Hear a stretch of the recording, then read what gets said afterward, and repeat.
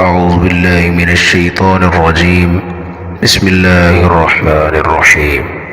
يا بني إسرائيل اذكروا نعمتي التي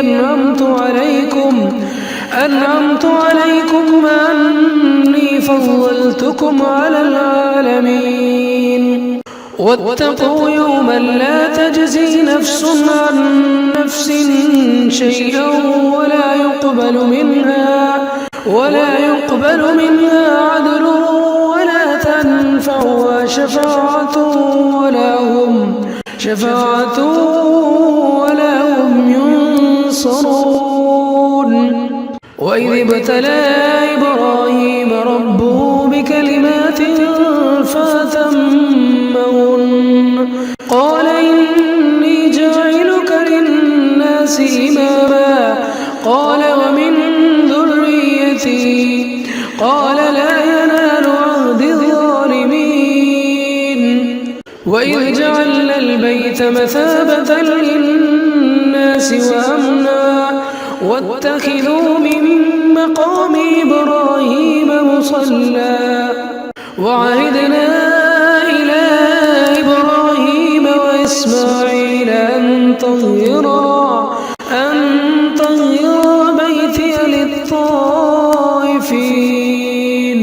للطائفين والعاكفين والركع السجود. وإذ قال إبراهيم رب اجعل هذا بلدا آمنا وارزق أهله من الثمرات من آمن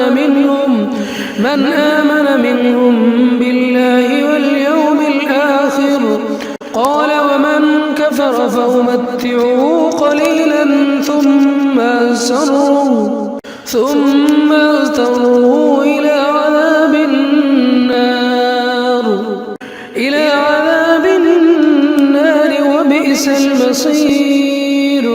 وإذ يرفع إبراهيم القواعد من البيت وإسماعيل ربنا تقبل منا إنك أنت السميع العليم ربنا واجعلنا مسلمين لك ومن ذريتنا أمة مسلمة لك وأرنا مناسكنا وتب علينا إنك أنت التواب الرحيم.